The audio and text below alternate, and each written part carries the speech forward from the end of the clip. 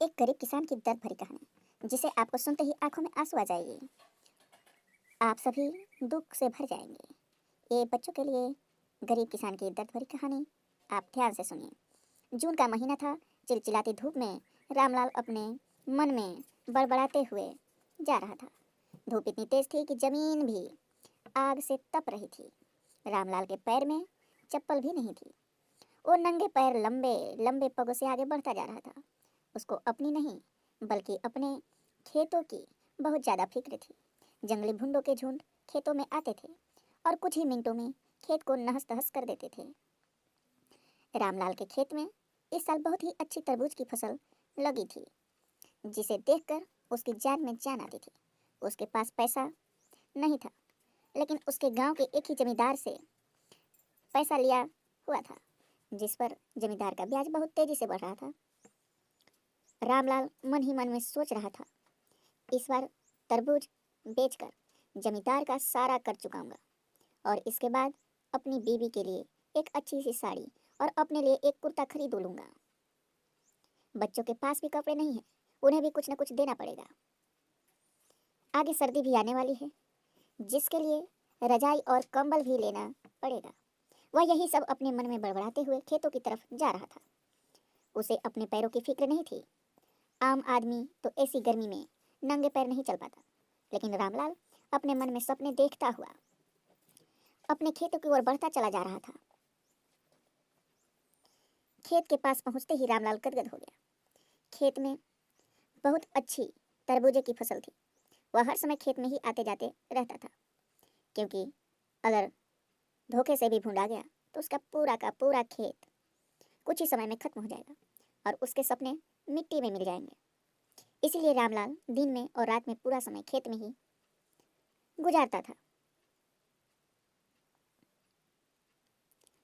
रामलाल की पत्नी भी फूली नहीं समा रही थी, क्योंकि 10 साल बाद उसके खेत में इतनी अच्छी फसल लगी हुई थी, लेकिन गर्मी बहुत ज़्यादा था। इतना ज़्यादा गर्मी था कि सहन से भी ज़्यादा था। जमींदार अक्सर आकर रामलाल को धमकी देता रहता था, फसल काट दो और मेरी पाई पाई चुका दो, नहीं तो तुम्हारे लिए अच्छा नहीं होगा।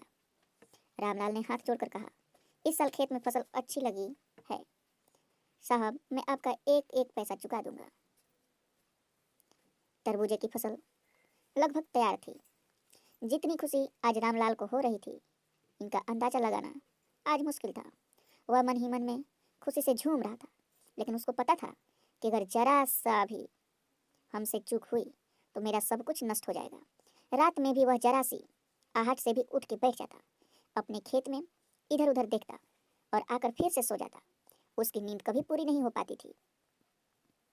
उसके सपने में भी खेतों की याद बनी रहती थी। दिन 3 दिन बाद अब तरबूज की फसल को कटाई करके शहर भेजने वाला था। रामलाल और उसकी पत्नी बहुत खुश थे। उन्हें पता था कि अब हमारा भी अच्छा समय शुरू होने वाला था। हम सब भी अच्छे कपड़े पहनेंगे, हमारे पास भी रजाई और गुदगुदे गद्दे होंगे, ताकि सर्दी में पूरी रात ठिठुर ठिठुर कर न गुजारनी पड़े। रामलाल और उसकी पत्नी ने हजारों सपने अपने मन में संजोग बैठे थे, क्योंकि फसल इतनी जो अच्छी थी। रामलाल की फसल देखकर पड़ोसियों को भी जलन हो रही थी। पड़ोसी भी जल रहे थे, उनको देखा नहीं जा रहा था। रामलाल ने अपने पूरे खून पसीना लगाकर फसल तैयार की थी। 4 बीघे की फसल गांव में किसी ने पहली बार की थी, और इतनी अच्छी फसल शायद आसपास के गांव में कई साल बाद रामलाल ने की थी। ये तो बात है ही, अगर कोई भी अगर नया कार्य करता है तो उसके जलने वाले ढेर सारे हो जाते हैं। उसी तरह रामलाल के भी जलने वाले गांव के पड़ोसी लोग थे। खेत में तरबूजे चमक रहे थे। इस साल तरबूजे की कीमत भी बहुत अच्छा था, इसलिए रामलाल सोच रहा था कि उसका सारा कर्ज चुकता हो जाएगा और बहुत सारे रुपए भी बच जाएंगे। अगले दिन रामलाल सुबह जगा, और हालांकि रात वह सो नहीं पाया था। रात भर जानवरों को भगाता रहा, मगर सुबह जब उसने अपनी पत्नी के साथ फसल को देखा तो एकदम तो उसकी खुशी से उनका चेहरा एकदम लाल हो गया। उसकी पत्नी खाने का लेके खेत में आई और रामलाल को खाना खिलाया, और उसके बाद रामलाल आराम करने लगा। खुशी इतनी ज़्यादा थी कि रामलाल की पत्नी खाना देकर चली गई और रामलाल खेत में एक छोटी सी लकड़ी की झोपड़ी बनाकर रहता था। उस झोपड़ी में आराम करने लगा। दोपहर का 12 बज चुका था। रामलाल भी उठ उठ कर इधर उधर देख रहा था। क्योंकि दोपहर में जंगली भुंडों का खतरा ज़्यादा बना रहता था। चारों तरफ धूप के कारण सनसन की आवाज़ आ रही थी। चारों ओर सन्नाटा छाया हुआ था। रामलाल के खेत से गांव की दूरी लगभग 1 किलोमीटर थी। रामलाल ने इधर उधर देखा, कोई जानवर दूर दूर तक नहीं था। यह सोचकर वह आराम करने लगा। इतने में ही उसे कब नींद आ गई उसे पता ही नहीं चला। सबसे बड़ी बात तो यही हो गई कि रामलाल को नींद आ गई और उसे पता ही नहीं चला। रामलाल को नींद आते ही एक भूंड का बड़ा झुंड आया और उसके खेत में टूट पड़ा। रामलाल इतना थका हुआ था कि वह बहुत ही गहरी नींद में सो गया। उसे कुछ पता ही नहीं चला और भूंड ने उनके खेतों को कुछ ही मिनटों में पूरी तरह से तहस नहस कर डाला। सारे तरबूजे और पौधे पूरी तरह नष्ट कर दिया। रामलाल नींद में सपने देख रहा था। भूंडों ने पूरा का पूरा खेत साफ कर दिया था।